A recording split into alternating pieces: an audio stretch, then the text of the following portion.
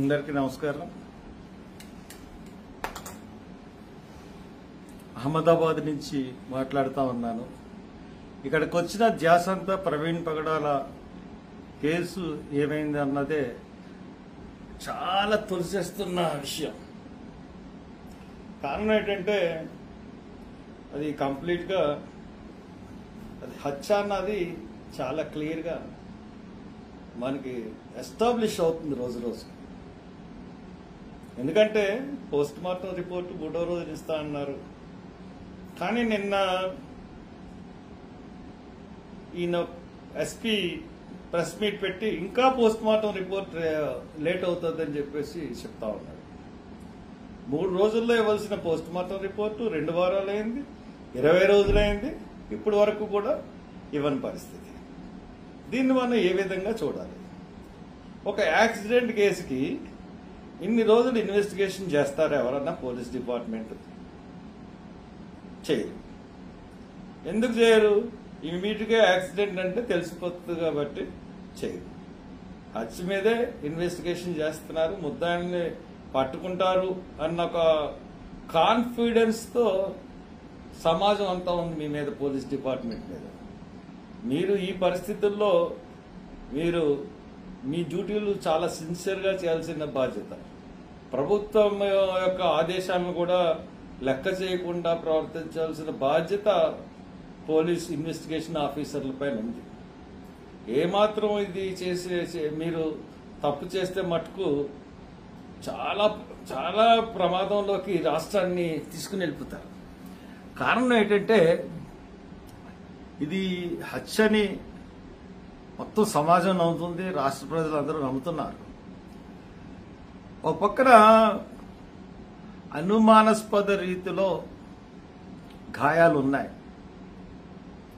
Injuries చాలా conspiracy injuries ఉన్నాయి. అంటే 17 ఇంజరీస్ బాడీ మీద ఉన్నాయి. బాడీ మీద మేము చూసినప్పుడు తల మీద కూడా కొట్టారు. హెల్మెట్ ఉండగా నడినెత్తి మీద ఎలా కొట్టగలరు, ముఖం మీద ఎలా కొట్టగలరు? ఇవన్నీ కూడా ఎవరి కాళ్ళు నిర్దేశించుకుని ఎవరి కాళ్ళు ఇది ఆ రోజున అనుకుని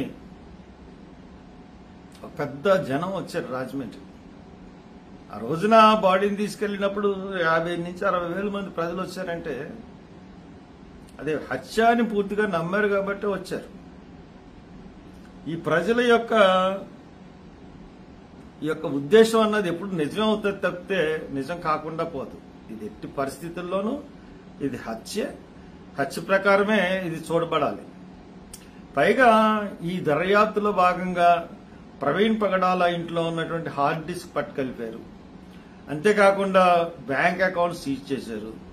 మరి అన్ని అన్అఫీషియల్ గా తెలుస్తున్న విషయాలు ఏంటంటే ఆయన అకౌంట్స్ లోంచి 6 కోట్లు సీజ్ అయిందని ఆ రోజున ఆయన హైదరాబాద్ నుంచి బయలుదేరిన తర్వాత 6 కోట్లు ట్రాన్సాక్షన్ జరిగిందని కూడా చెప్తున్నారు. How far it is true మనకు తెలియదు, కానీ బ్యాంక్ అకౌంట్స్ సీజ్ చేశారు. ఇది మరి బ్యాంక్ అకౌంట్స్ ఎందుకు సీజ్ చేస్తారు? డబ్బులు ట్రాన్సాక్షన్ అన్న అవ్వాలి, అది ఎక్కడి నుంచి అన్న డబ్బులు విపరీతంగానే వచ్చి ఉండాలి. 2 కాదు. పైగా అతను income tax payee last year 98 lakhs కట్టారని నాకు తెలిసింది. ఇటువంటి పరిస్థితుల్లో కుటుంబాన్ని కూడా ఇవన్నీ చేసేటప్పటికి కుటుంబం భయపడిపోయే పరిస్థితి వస్తుంది. కాబట్టి కుటుంబం ఏమీ మాట్లాడలేదు, మనమే మాట్లాడాలి. కాబట్టి ఇది నేను పోలీస్ డిపార్ట్మెంట్ని కోరుతా ఉన్నాను. ఇప్పుడు డాక్టర్లు కానీ పోలీస్ శాఖలోని చాలా పెద్ద పెద్ద ఆఫీసర్లు కానీ చాలా మంది నాతో మాట్లాడతారు. ఎందుకంటే ఎక్స్-ఎంపీని కాబట్టి మీరు వెళ్తున్న రైట్ ఖచ్చితంగా ప్రవీణ్ని హత్య చేసి చంపేశారు. దాంట్లో ఎటువంటి డోకా అవసరం లేదు. హర్ష కుమార్ గారు, మీరు కరెక్ట్గా వెళ్తున్నారు. అది హత్యని ఎప్పటికైనా తేల్చాల్సిందే, తేల్చి తీరుతుంది.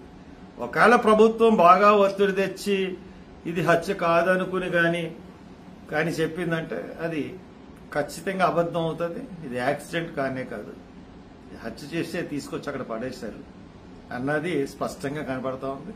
కాబట్టి పోలీస్ డిపార్ట్మెంట్ ని నేను కోరుతున్నదంటే ఇమీడియట్ గా మీరు హత్యని డిక్లేర్ చేసి దోషుల్ని ఎవరిని పట్టుకున్నారు, ఇప్పుడు వరకు ఎవరన్నా పట్టుకున్నారా లేదా?